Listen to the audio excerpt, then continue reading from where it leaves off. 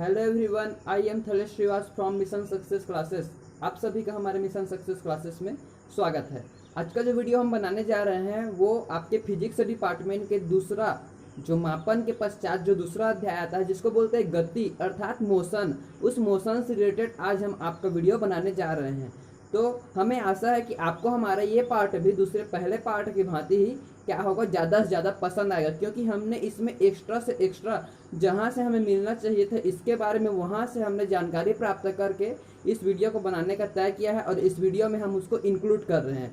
तो आशा है कि आप सभी को हमारी ये वीडियो भी पहले वीडियो की भांति ही पसंद आएगी और ज़्यादा से ज़्यादा लोग इन्हें व्यू करके लाइक, शेयर और सब्सक्राइब जरूर करेंगे। तो चलिए ज़्यादा समय ना लेते हुए हम आज का जो वीडियो है, जो पार्ट है प्रमुख आज का क्या है वो मोशन अर्थात गति, उससे रिलेटेड जो हम वीडियो बना रहे हैं उसको शुरुआत करते हैं।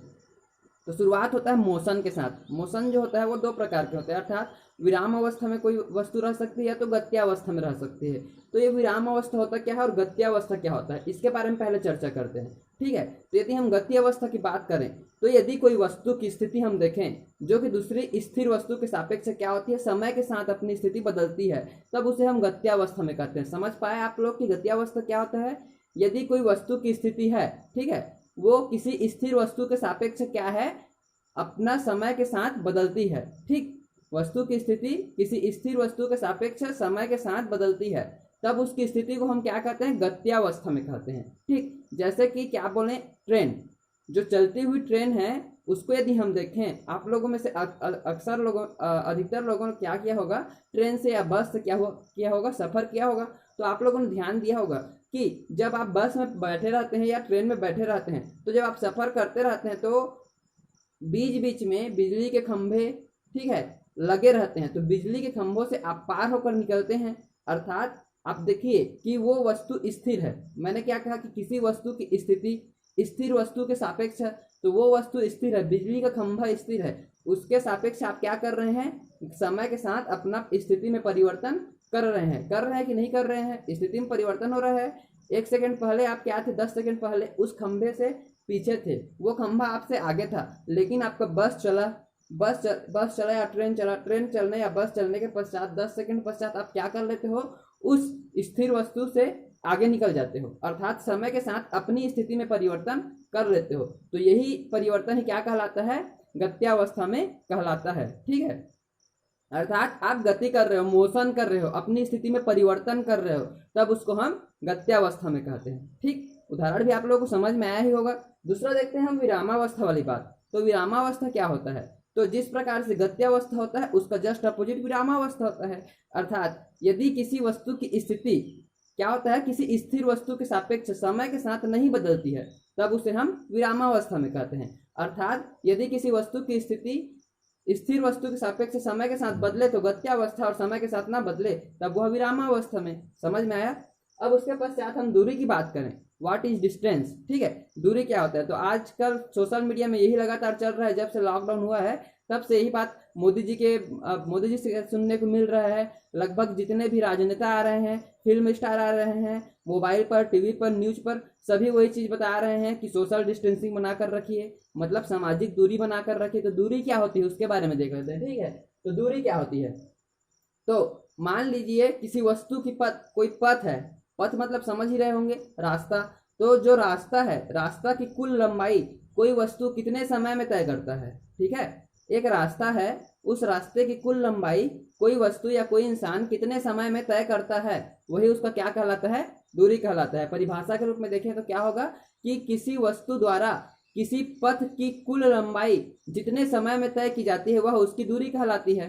ठीक है, अकॉर्डिंग टू उसका डेफिनेशन क्या होगा, यही होगा कि यदि किसी वस्तु द्वारा किसी पथ की लंबाई जितने समय में तय की जाती है वह उसकी दूरी कहलाती है, डिस्टेंस कहलाती है। ठीक है, तो आप सोशल डिस्टेंस से समझ जाएंगे इसको।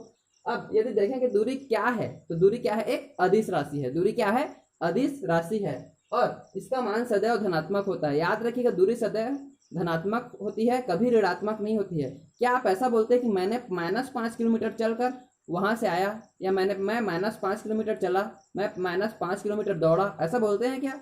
नहीं बोलते हैं। अब क्या बोलते हैं, मैं 5 किलोमीटर रायपुर तक गया, फिर 5 किलोमीटर रायपुर से वापस आया, ऐसा बोल सकते हैं। लेकिन क्या आप ऐसा बोलते हैं कि मैं 5 किलोमीटर रायपुर गया फिर -5 किलोमीटर रायपुर आया, रायपुर से आया, ऐसा बोलते हैं क्या? नहीं बोलते हैं। अर्थात दूरी जो है कभी भी ऋणात्मक नहीं होती है, वह सदैव धनात्मक होती है। ठीक है, याद रखिएगा यह एक अदिश राशि है और साथ ही साथ यह धनात्मक होती है। अगला देखें तो अगला आता है हमारा पॉइंट विस्थापन, डिस्प्लेसमेंट। अब विस्थापन क्या होता है? तो यदि हम विस्थापन के बारे में बात करें तो विस्थापन के बारे में पता चलता है किसी वस्तु की अंतिम स्थिति लास्ट स्टेज और प्रारंभिक स्थिति फर्स्ट स्टेज। ठीक है, लास्ट स्टेज और फर्स्ट स्टेज दोनों के बीच की दूरी क्या होती है?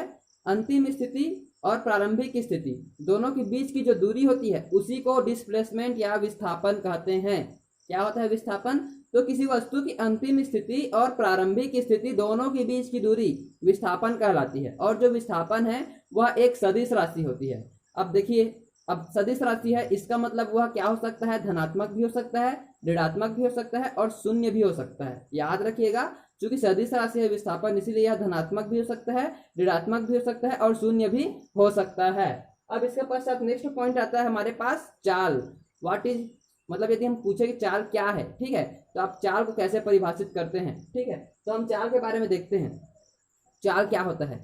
इकाई समय में किसी वस्तु द्वारा तय की गई दूरी। क्या होता है? इकाई समय में किसी वस्तु द्वारा तय की गई दूरी चाल कहलाती है। और ये जो चाल है वह एक अदिश राशि है।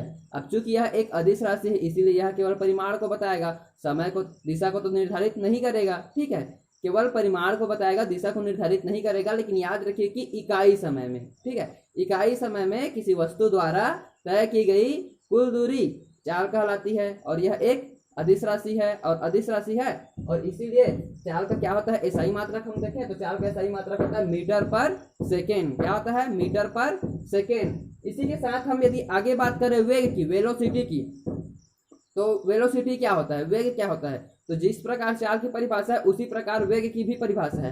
दोनों में अंतर होता है कि एक अदिश होता है और दूसरा सदिश होता है। ठीक है, तो वेग की परिभाषा देखते हैं। वेग क्या होता है? इकाई समय में किसी वस्तु द्वारा तय की गई दूरी किंतु एक निश्चित दिशा में। ठीक है, चाल में जब हमने देखा परिभाषा तो उसमें एक निश्चित दिशा की बात हमने नहीं की थी, लेकिन वेग की परिभाषा में एक निश्चित दिशा में किसी वस्तु द्वारा इकाई समय अंतराल में किसी निश्चित दिशा में जो दूरी तय की जाती है वह उसका वेग कहलाता है। ठीक है, किसी वस्तु द्वारा इकाई समय अंतराल में किसी निश्चित दिशा में जो दूरी तय की जाती है वह उसका वेग कहलाता है। और चूंकि वेग जो है वह सदिश राशि है, तो सदिश राशि है इसीलिए क्या होगा? सदिश राशि है और इसका भी जो एसआई मात्रक है वो क्या होता है? मीटर पर सेकेंड होता है। याद रखिएगा, चाल और वेग में दोनों में अंतर क्या है? तो दिशा का, क्योंकि यह एक अदिश राशि है चाल और वेग क्या है? सदिश राशि है। अब उसके पश्चात हम बात करें औसत चाल की। चाल की तो हमने बात कर ली, अब यदि हम बात करें औसत चाल क्या होता है, तो औसत चाल क्या होता है उसको भी मैं बता देता हूँ। औसत चाल क्या होता है? तो जब भिन्न भिन्न चालों द्वारा क्या की जाती है? समान दूरी तय की जाती है। जब किसी वस्तु के अलग अलग चालों द्वारा, अलग अलग चाल द्वारा क्या की जाती है? समान दूरी तय की जाती है, तब उसके औसत चाल निकाल, तब उसके चाल को औसत चाल कहते हैं। ठीक है, दोनों के चालों को मिलाकर औसत चाल कहते हैं। फॉर एग्जाम्पल, जैसा कि मान लीजिए कि एक वस्तु u1 चाल से 5 किलोमीटर की दूरी तय करती है या एक निश्चित दूरी तय करती है। ठीक है, u1 चाल से एक निश्चित दूरी तय करती है। ठीक, अब वही वस्तु दूसरी चाल, u1 चाल को अब नहीं लेंगे, अब कौन सी चाल? u2 चाल से। ठीक है, एक वस्तु u1 चाल से चली अपनी दूरी, अब u2 चाल से भी उतनी ही दूरी चलती है जितना दूरी u1 चाल से चलती है। अब दोनों की दूरियां समान है लेकिन चाल क्या है? अलग अलग है।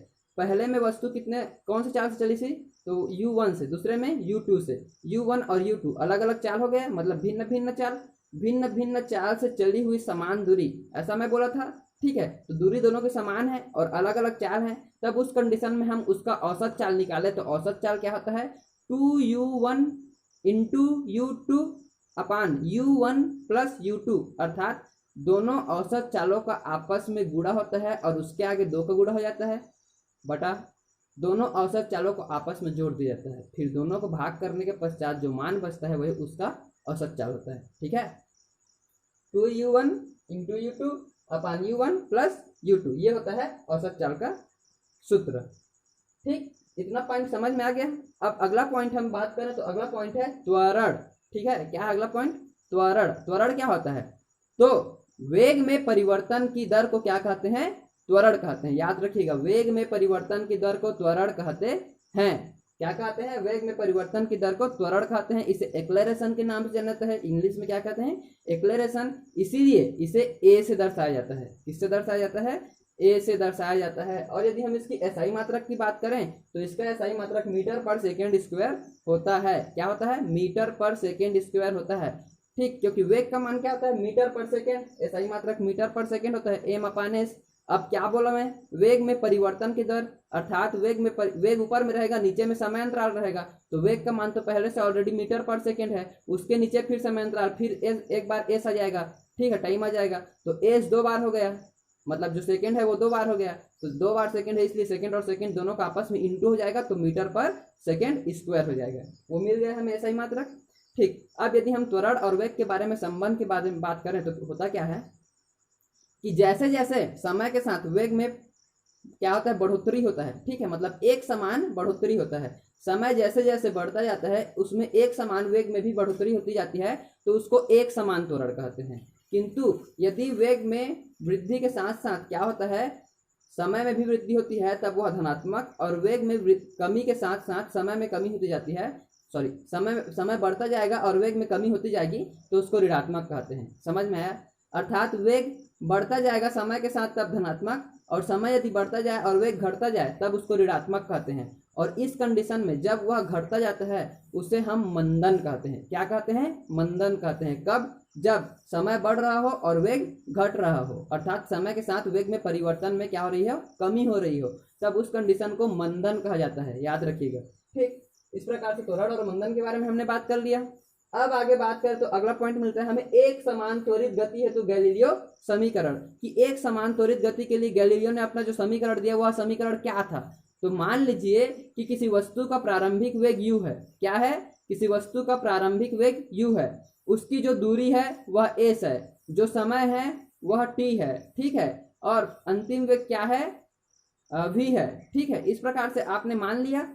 अब उसके बाद में क्या होता है? यदि हम उसके समीकरण के बारे में देखें तो गैलीलियो ने कुल 4 समीकरण दिए हैं, जिसमें पहला समीकरण है v बराबर u प्लस ए टी, दूसरा है v स्क्वायर बराबर u स्क्वायर प्लस 2as, तीसरा समीकरण है S N is equal to U plus 1/2a 2n minus 1, और चौथा समीकरण है S is equal to U T plus 1/2at square. जहां यदि हम एस एन की बात करें, अब चूंकि हमने एस यू ए टी सभी के बारे में बात कर लिया था, लेकिन यहाँ एस एन के बारे में हमने बात नहीं किया था।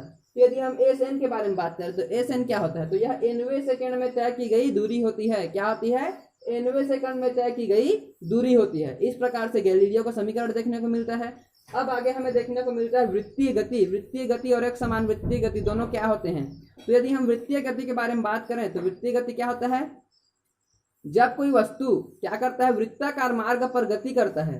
कोई वृत्ताकार मार्ग है, उस वृत्ताकार मार्ग पर यदि कोई वस्तु गति करता है तब उसकी गति वृत्तीय गति कहलाती है। याद रखिएगा। ठीक है, क्या होता है? कोई एक वृत्ताकार मार्ग है, उस पर कोई वस्तु गति कर रही है, ठीक है, तब उसकी गति वृत्तीय गति कहलाती है। और यदि यह एक समान चाल से आगे बढ़ती रहे, यह जो वृत्तीय गति है वह यदि एक समान चाल से आगे बढ़ती रहे तब उसको एक समान वृत्तीय गति कहते हैं।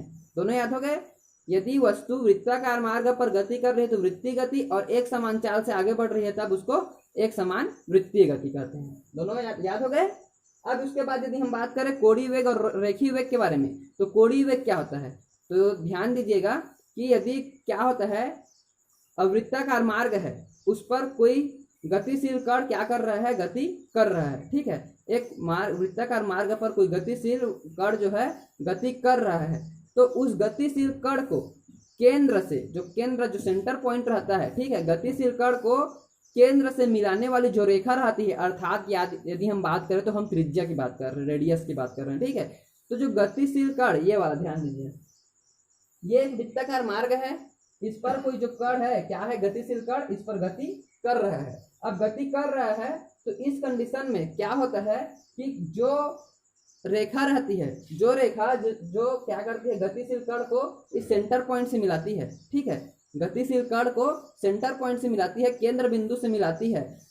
वह एक सेकंड में जितने कोण से घूमती है, जितने अंश का कोण बनाती है, वही कोणीय वेग कहलाती है। ठीक है, एक बात और अच्छे से बोल रहा हूँ, ध्यान दीजिएगा कि एक वृत्ताकार मार्ग पर जो गतिशील कण घूम रही है उसको वृत्त के केंद्र से मिलाने वाली रेखा 1 सेकंड में जितने अंश से या जितने अंश का कोण बनाती है, जितने अंश से घूमती है या जितने अंश का कोण बनाती है वह उसका कोणीय वेग कहलाती है। क्या होता है? वृत्ताकार मार्ग पर कोई गतिशील कण गति कर रही है, उसको कोई रेखा क्या करती है? सेंटर पॉइंट से मिलाती है, केंद्र बिंदु से मिलाती है। तो जो रेखा मिलाती है वह 1 सेकंड में कितनी दूरी तय कर रही है, अर्थात कितने अंश का कोण बना रही है, वही उसका कोणीय वेग कहलाता है।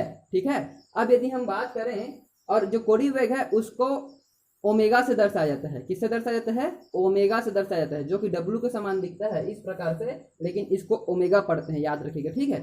तो यदि हम बात करें कि यदि कण 1 सेकंड में n चक्कर लगाए, ठीक है, ये जो गतिशील कण है वो 1 सेकंड में n चक्कर लगाए, हमें नहीं पता कि कितना चक्कर लगा रहा है, तो हमने मान लिया कि n चक्कर लगाता है। ठीक है। 1 सेकंड में कितना चक्कर लगाता है? 1 चक्कर, n चक्कर लगाता है।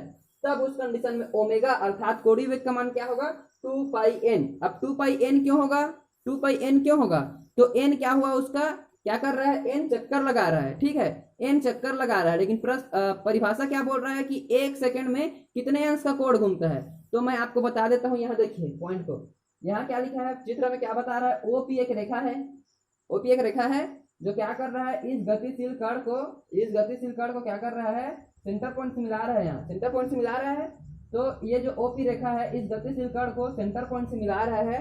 तो यह 1 सेकंड में जितने अंश से घूमता है, ठीक है, 1 सेकंड में जितने अंश से घूमता है वही उसका कोणीय वेग कहलाता है। ये हमने पहले देख लिया। यहाँ हमने क्या किया? ओमेगा बराबर 2 पाई n लिखा। n क्या है? वह चक्कर लगाता हुआ है, n नंबर ऑफ जो उसकी जो चक्कर है वो है, मतलब कितने चक्कर लगा रहे हैं वो है n। अब 2 पाई यहाँ क्यों लिखा? बात ये आ रही 2 पाई क्यों लिखा?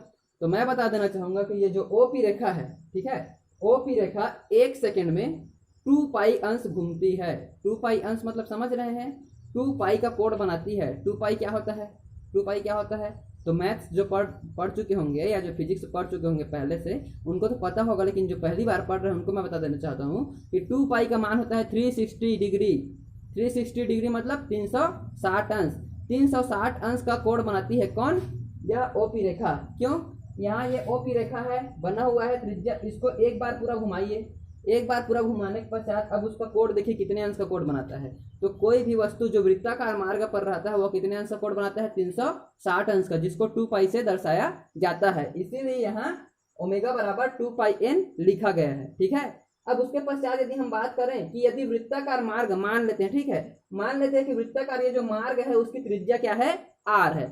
त्रिज्या को क्या मान लिया हमने? r मान लिया। ठीक है। और वह कितना चक्कर लगा रहा है? अभी भी n चक्कर लगा रहा है। तब इस कंडीशन में 1 सेकंड में चली गई दूरी क्या होगी? 2 पाई आर एन। चूंकि हमने इसमें क्या किया था? त्रिज्या नहीं माना था, इसमें हमने त्रिज्या मान लिया। तो त्रिज्या मान लिया तो अब 2 पाई एन के साथ में आर का क्या हो गया? मल्टीप्लाई हो गया। ठीक है। अब उसके बाद में ये क्या हो गया? 1 सेकंड में चली गई दूरी 2 पाई आर एन हो गई। जो पहले 2 पाई एन थी वह 2 पाई आर एन हो गई। आर क्यों हमने जोड़ा इसमें? क्योंकि यह आर उसकी त्रिज्या है, वृत्ताकार मार्ग की त्रिज्या है। अब यदि हम आगे बात करें तो कण का रेखीय वेग निकालना है हमें, क्योंकि कोणीय वेग तो निकल गया। अब यदि हम रेखीय वेग निकालना चाहें तो रेखीय वेग कैसे निकालेंगे? तो रेखीय वेग का मान क्या होता है? u बराबर 2 पाई आर एन। रेखीय वेग को u से दर्शाते हैं, तो u बराबर 2 पाई आर एन। यहाँ हमें मिला u बराबर 2 pi R N. 2 pi R N मिला है। इसको हम चाहें तो अलग अलग इंटू के रूप में ही अलग अलग लिख सकते हैं। जैसे 2 पाई आर एन है तो 2 पाई एन इंटू आर ऐसा लिख सकते हैं, कोई उसमें दिक्कत नहीं है। जैसे 1 गुणित 2 गुणित 3 रहता है तो आप उसको 1 गुणित 3 गुणित 2 भी लिख सकते हैं, मतलब आगे पीछे कर सकते हैं। मान तो उतना ही होना, 6 ही होना है। 1 तिया 3 और 3 दूने 6। उसी प्रकार से यदि हम चाहें तो 2 पाई एन को पहले और आर को बाद में लिखें तो पर भी 2 पाई आर एन ही होगा। तो उस प्रकार से यहाँ क्या करेंगे? हम 2 पाई एन को पहले लिखेंगे, फिर मल्टीप्लाई आर को बाद में लिख देंगे। अब इसको कोष्टक में क्यों लिए हैं इसको भी मैं बता देना चाहता हूँ। ऊपर देखिए हमने क्या किया? 1 सेकंड में n चक्कर लगाया, तब ओमेगा बराबर 2 पाई एन। यहाँ मान क्या आया है? 2 पाई एन का मान ओमेगा आया है। तो हम यहाँ 2 पाई एन लिए हैं, इसके स्थान पर हम ओमेगा लिख सकते हैं ओमेगा।